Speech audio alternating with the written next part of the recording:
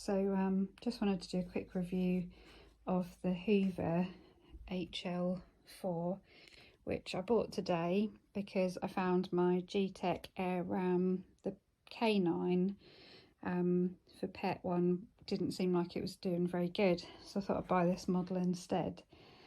So I've literally just done my bedroom. You can see on the carpet how much it's lifted the carpet up. It's not a massive space. I've literally done my bedroom and I've done my hallway. You can see, look how nice that's brought it up. I only hoovered on Saturday, and this is what it's picked up. Look at all of that, and that is all what the G-Tech K9 hasn't picked up. Now, I do have 4 cats and a dog, but they don't spend all their time upstairs, so wow, £139 I paid for that.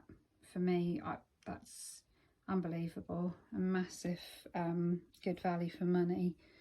And that's the Hoover HL4. I was really sceptical because of the price, but wow, I'm really impressed.